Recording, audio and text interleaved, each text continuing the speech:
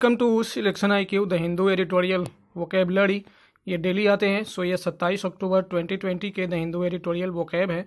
सो bank SSC CET सभी exams के लिए इंपॉर्टेंट हैं ये vocabs. So like share and comment and maximise the reach of this video. Subscribe selection IQ। इन vocabs को करते हैं हम कुछ पिक्चर्स और कुछ ट्रिक्स के थ्रू, थोड़ी इमेजिनेशन के साथ।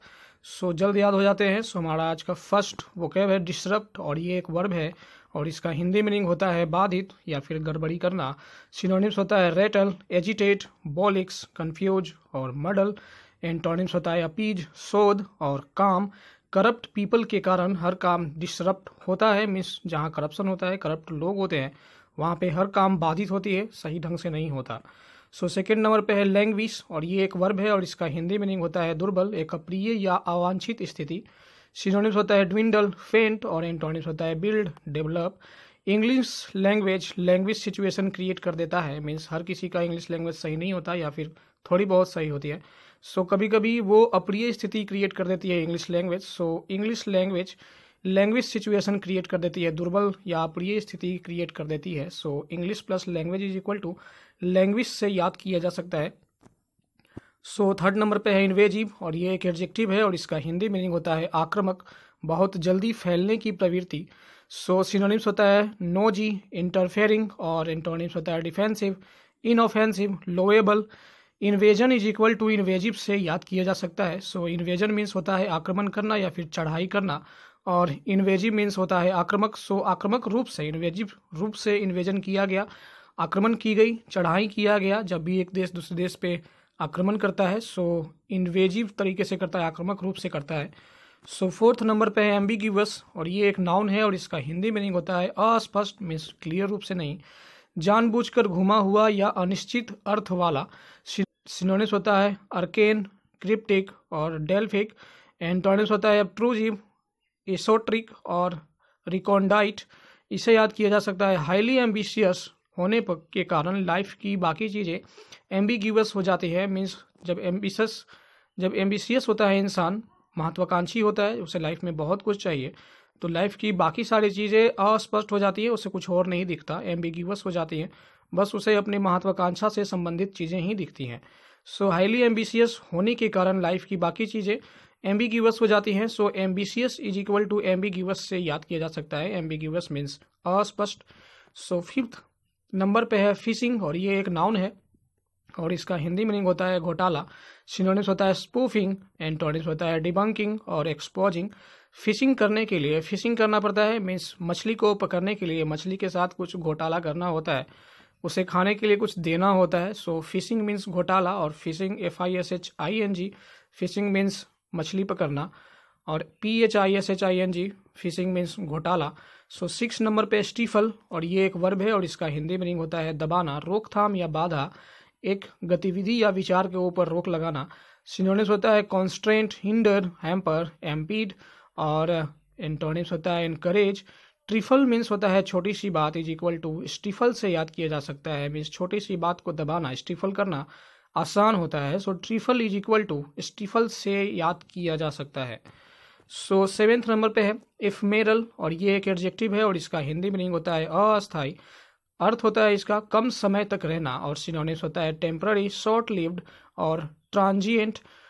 एंटोनिम्स होता है एटर्नल, एंड्यूरिंग, एवरलास्टिंग।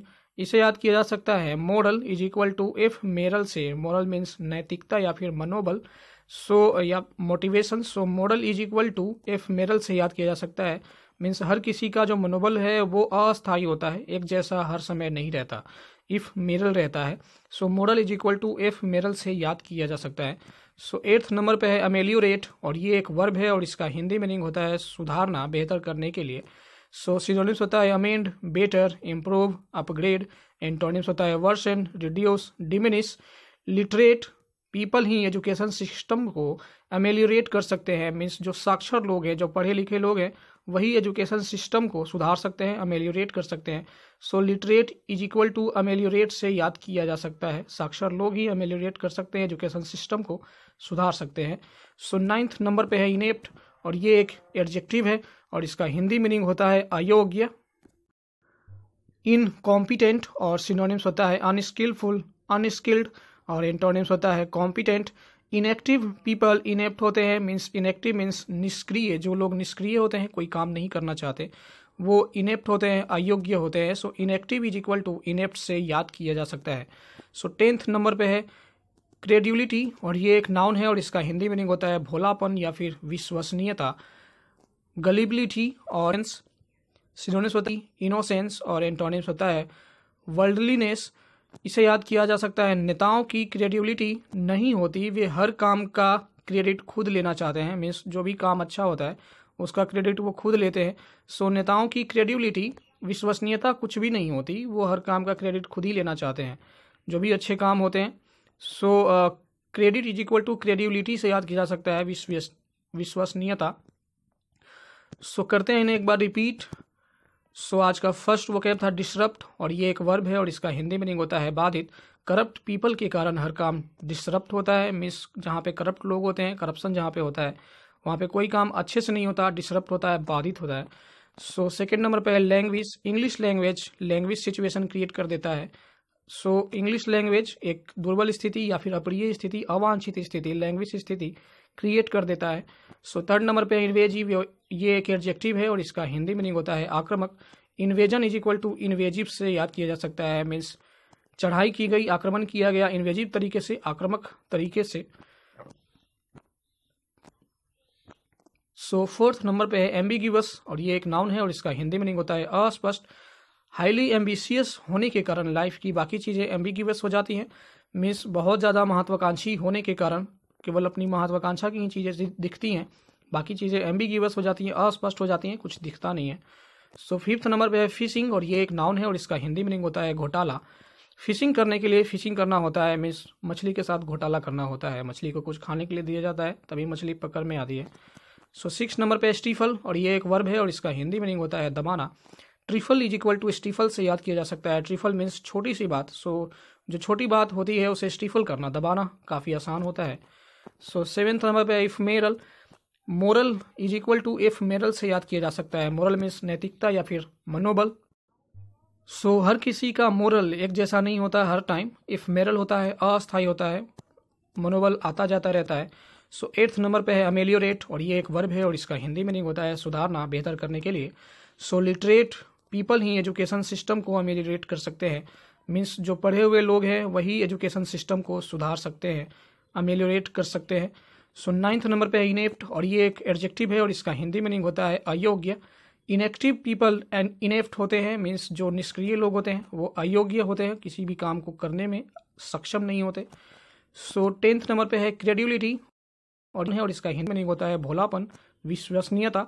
नेताओं की क्रेडिबिलिटी नहीं होती, वे हर काम का क्रेडिट खुद लेना चाहते हैं, मीन्स जो सही काम हो उसका क्रेडिट नेता खुद लेते हैं। So credit is equal to credibility से याद किया जा सकता है। क्रेडिट मीन्स श्रेय लेना, so credit is equal to credibility से याद किया जा सकता है। क्रेडिबिलिटी मीन्स विश्वसनीयता।